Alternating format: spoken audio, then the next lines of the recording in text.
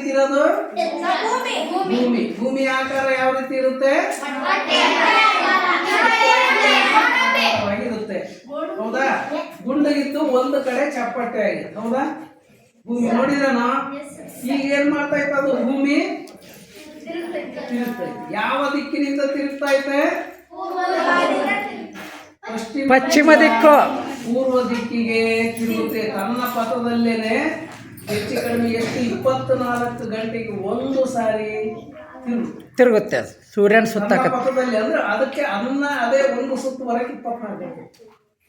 ಸೂರ್ಯನ ಸುತ್ತೋದಕ್ಕೆ ಎಷ್ಟು ದಿನಗಳು ಬೇಕು? 365 ಕಾಲು ದಿನ ಅಂದ್ರೆ ಎಷ್ಟು ಗಂಟೆ ಆಗುತ್ತೆ?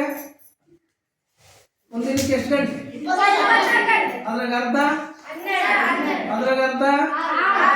ಕಾಲು ಗಂಟೆ ಅಂದ್ರೆ ಅಷ್ಟೇ, ಕಾಲು ದಿನ, ಹೌದಾ? 365 ಕಾಲು ದಿನ ಆಗ್ಬೇಕು ಸೂರ್ಯನ ಸುತ್ತ ಸುತ್ತೋದಕ್ಕೆ. ಸೂರ್ಯನ ಸುತ್ತ ಅಂದ್ರೆ ಒಂದು ಸುತ್ತೋದು, ಹೌದಾ? ಅವಾಗ ರಾತ್ರಿ ಮತ್ತು ಹಗಲುಗಳು ಯಾವ ರೀತಿ ಉಂಟಾಗ್ತವೆ? ಸೂರ್ಯನ ಎದುರು ಯಾವ್ದ್ರಿಂದ ಉಂಟಾಗುತ್ತೆ? ಅದೇನ್ ಮಾಡ್ತಾ ಇತ್ತು?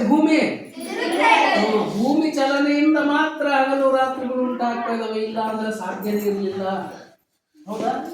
ನೋಡಿ ಇದೈತೇನಪ್ಪ. ಈಗ ಇದೇನ್ ಮಾಡುತ್ತೆ? ಇದೇ ತಾನೇ ಯಾವ್ದಿದು? ಪಶ್ಚಿಮದಿಂದ ಏನಾಗುತ್ತೆ? ಪೂರ್ವದ ಕಡೆಗೆ ಬರ್ತಾ ಇದ್ದಾನೆ. ಈಗ ಒಂದು ಸುತ್ತಕೊಂಡು ಬಂತು, ಇನ್ನೊಂದು ಸುತ್ತು ಬಂತು, ತೆಗಿದೆ ಹಿಂಗ್ ಬಂತು, ಈ ತರ ಬಂತು, ಈ ತರ ಬಂದು ಮತ್ತೆ ಇಲ್ಲಿಗೆ ಬಂತು. ಇಲ್ಲಿ ತನಕ ಸ್ಟಾರ್ಟ್ ಆಯ್ತು. ಎಷ್ಟು ದಿನ ಆಯ್ತು?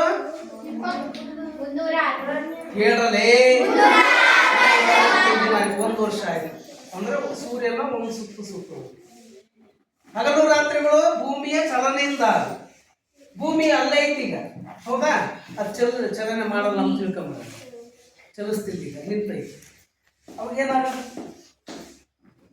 ಯೋಚನೆ ಮಾಡ್ರಿ. ಭೂಮಿಯ ಒಂದು ಭಾಗಕ್ಕೆ ಬೆಳಕಾಗಿರೋದು, ಇನ್ನೊಂದು ಭಾಗ ಕತ್ಲಾಗಿರುತ್ತೆ. ಸೂರ್ಯನಪ್ಪ, ಇದು ಸೂರ್ಯನ ವಿರುದ್ಧ ದಿಕ್ಕಿಗೆ ಅಂದ್ರೆ ಆ ಭೂಮಿಯ ಭಾಗಕ್ಕೆ ಮಾತ್ರ ಹಗಲಾಗೋದು, ಈ ಕಡೆಗೆ ಕತ್ಲಾಗೋದು. ಯಾಕಂದ್ರೆ ಸೂರ್ಯ ಅಲ್ಲಿ ತಡಿತದೆ.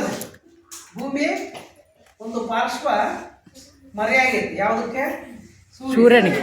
ಆ ಉದ್ದೇಶಕ್ಕಾಗಿ ಆ ಕಡೆ ಕತ್ಲು, ಈ ಕಡೆ ಬೆಳಕು. ಹಂಗಾದ್ರೆ ಸೂರ್ಯ ಎಲ್ಲಿಗೋದ ಸೂರ್ಯ? ಉಳಿತಾನೆ ಅಂತಿರಲ್ಲ ನೀವು? ನಾವು ಅಲ್ಲೇ ಇರ್ತಾನೆ, ಭೂಮಿ ಮಾತ್ರ ಚಲಿಸ್ತಾ ಇರುತ್ತೆ. ಅರ್ಥ ಆಯ್ತಲ್ಲ? ಈಗ ಯಾರನ್ನು ಬಂದು ನಿಮಗೆ ಕೇಳಿದ್ರೆ ಹೇಳ್ಬೋದು. ಹಗಲು ಮತ್ತು ಹೇಗೆ ಸಂಭವಿಸ್ತಾವ ಅಂದ್ರೆ ಹಗಲು, day and night. whenever the earth ಇದೇನಿದು?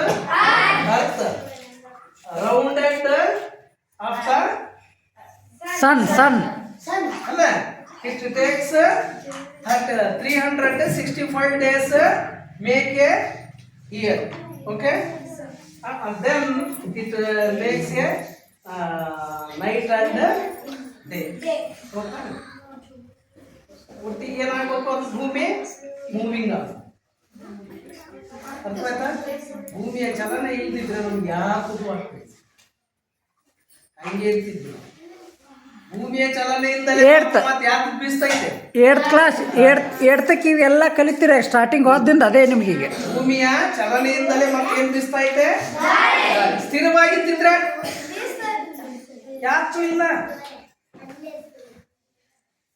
ಸಸ್ಯಗಳು ಬೆಳೀತಿರ್ಲಿಲ್ಲ, ಕಲ್ಲುಗಳು ಇರ್ತಿದ್ವಲ್ಲ, ಆ ಕಲ್ಲುಗಳು ಏನಿರ್ತಿದ್ವ ಹಂಗೆ. ಕಲ್ಲು ಏನಾಗುತ್ತೆ ಮುಂದಕ್ಕೆ? ಹೇಳಲಿ, ಕಲ್ಲುಗಳೇ ಮತ್ತೆ ಮಣ್ಣಾಗೋದು. ಹೆಂಗೆ? ಸೂರ್ಯನ ಶಾಖಕ್ಕೆ ಮತ್ತು ಗಾಳಿಗೆ, ಮಳೆಗೆ, ಪ್ರಾಣಿಗಳ ಚಲನೆಯಿಂದ ಆ ಕಲ್ಲುಗಳು ಏನಾಗ್ತವೆ?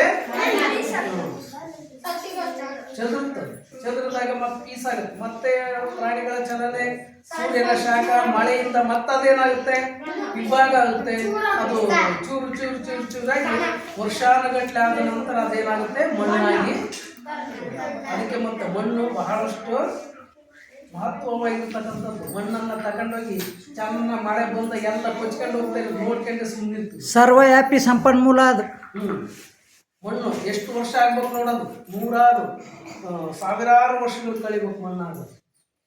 ಹೌದಾ? ಅದು ಏನಾದ್ರೂ ಮಣ್ಣು ಹಾಕಿದ್ರೆ ನಮಗೆ ಸಸ್ಯ ಇರುವುದರಿಂದ ಬೆಳೆಯಲ್ಲ, ಭೂಮಿ ಮ್ಯಾಗ ಇರಾಕ ಅವಕಾಶ ಇರಲಿಲ್ಲ, ಆಹಾರ ಸಿಗಲ್ಲ. ನಮಗೆ ಆಹಾರ ಸಿಗದಿದ್ರೆ ಇಂಗಾಲದ ಡೈಆಕ್ಸ್ ಮತ್ತು ಆಕ್ಸಿಜನ್ ಸಿಗಲ್ಲ. ಆಕ್ಸಿಜನ್ ಸಿಗದಿದ್ರು ನಾವು ಏನಾಗ್ತೀವಿ, ಇರ್ತೀವಿ ಸ್ವಲ್ಪ ದಿನ. ಆಮೇಲೆ ಏನಾಗುತ್ತೆ, ರೋಗಗಳು ಬರ್ತಾವ. ನಮ್ಗೆ ಆಕ್ಸಿಜನ್ ತಗೊಂತಿ ತಾನೆ, ಬಿಡೋದು ಯಾವುದು, ಪ್ರೊಡ್ಯೂಸ್ ಮಾಡೋದು ಯಾವುದು, ಇಂಗಾಲದ ಡೈಆಕ್ಸೈಡನ್ನು ನಾವು ಬಿಡ್ತೀವಿ, ಆಕ್ಸಿಜನ್. ಮತ್ ನೋಡಿ ಆ ಸಸ್ಯಗಳು ಏನ್ ಮಾಡ್ತವೆ, ನೀವು ಬಿಟ್ಟಂತ ಕಾರ್ಬನ್ ಡೈಆಕ್ಸೈಡ್ ಅನ್ನು ಏನ್ ಮಾಡ್ತಾವ, ಹೀರ್ಕೆಂಡು ಪಾಪ ಬೆಳೀತವೆ. ಎಲ್ಲವೂ ಆಗ್ತಿರೋದು ಯಾವ್ದ್ರಿಂದ, ಭೂಮಿಯ ಚಲನೆ ಇಲ್ಲ. ಗೊತ್ತಾನೆ? ಇದರಿಂದಲೇ ಮತ್ತು ಡೇ ಮತ್ತು ನೈಟ್ ಬರ್ತದೆ. ಅದನ್ನ ಬಿಚ್ಚಿ ಹಾಕ್ತೀವಿ. ಈಗ ಎಲ್ಲಿ ತೋರಿಸ್ಬಾ, ನೀನ್ ಬಾ, ಹೇಳು.